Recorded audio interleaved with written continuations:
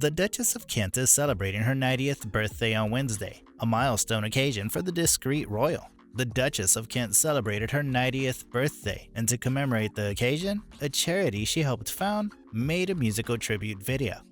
The charity Future Talent commissioned a young composer to write a particular piece of music entitled "Beauty Will Save the World" in honor of Katharine Kent, as she liked to be called while teaching music at a primary school in Hull after relinquishing her royal duties.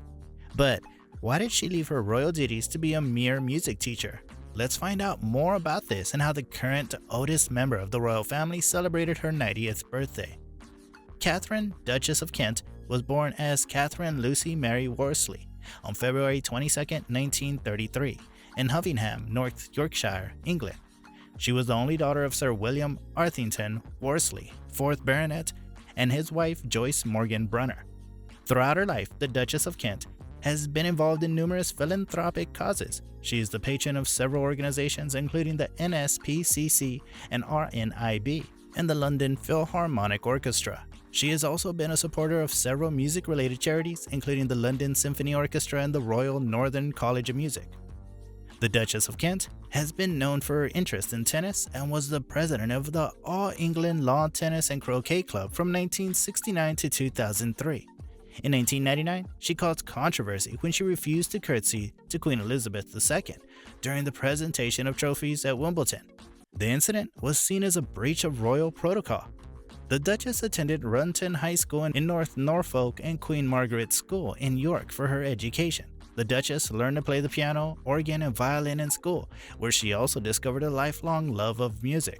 She applied to the Royal Academy of Music but was denied entrance. As a result, she attended Miss Hubler's finishing school in Oxford to complete her studies. She worked in a nursery school in London and a children's home in York before getting married. She met Prince Edward, Duke of Kent, when she was stationed in Catterick in 1856. They announced their engagement in March 1961, and on June 8, 1961, they were married in York Minster. The first royal nuptials to take place there since Edward III wed in 1328. John Kavanagh, who also created Princess Alexandra's wedding gown, created Catherine's wedding dress, which had a 15-foot tail edged in satin. Catherine also wore a small tiara that belonged to Queen Mary. She then adopted the title of Duchess of Kent.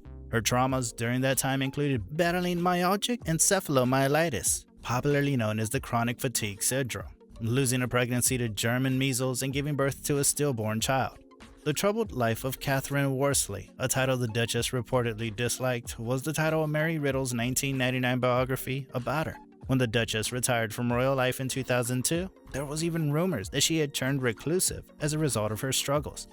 The Kents had 3 children together: Lady Helen Taylor, Lord Nicholas Windsor, and George Windsor, Earl of St. Andrews, heir to the Kent dukedom, as well as 10 grandchildren. The Queen's children do not perform official tasks on her behalf. Did you know the Duchess of Kent worked as Wansbeck Primary School in Hull for about 13 years without anyone knowing? She was just known as Mrs. Kent to avoid any attention. As well as teaching in Hull, the Duchess, who was taught to play piano, violin, and the organ as a schoolgirl, also rented out a flat in London where she taught piano lessons. She established a foundation called Future Talent, which provides grants and opportunities to young musicians from low-income families, just 2 years after leaving behind life as a working princess. The report states that although the group does not receive any funds from the government, they lend hands to around 180 additional young people. Beauty Will Save the World. The composition in her honor was created by Maddie Chaucer Hesketh, a 17-year-old composer, pianist, and harpist who had been supported by the charity for 3 years. Future Talent offers gifted young musicians with expert masterclasses, workshops, one-on-one mentoring sessions, and performance opportunities. Its ambassadors include Dame Judi Dench, cellist Sheku Kane Mason, actor and presenter Alexander Armstrong, and pop star Sting.